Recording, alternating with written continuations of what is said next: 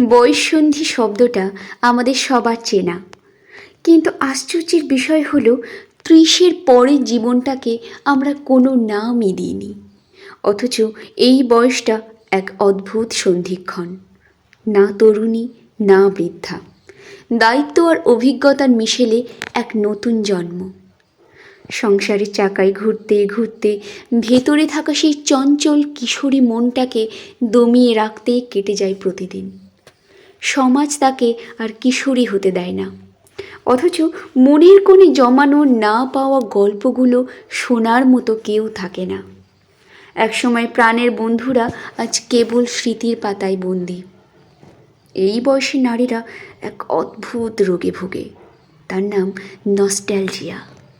দিন শেষে যখন রান্নাঘর নিভে যায়, তখন হঠাৎই মনে পড়ে যায় ফেলে আসা কলেজ জীবন বা প্রথম বৃষ্টির দুপুর।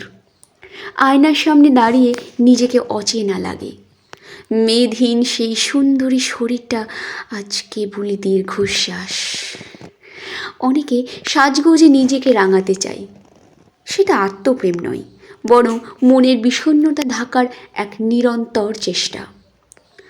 30 পেরোনো নারী আসলে প্রেমে পড়তে চায় না, সে চায় একজন বিশ্বস্ত শ্রোতা, যে কোনো বিচার ছাড়াই তার কথাগুলো শুনবে। সে তার চেনা মানুষটির কাছেই নতুন করে যত্ন পেতে চায়।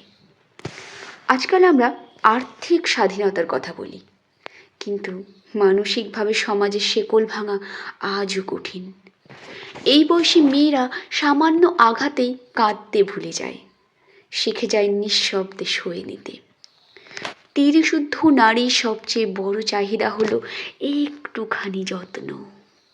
কেউ যদি শুধু এসে জিজ্ঞেস করে, আজ তোমাকে ক্লান্ত লাগছে কেন, এইটুকুই তার কাছে বিশাল প্রাপ্তি।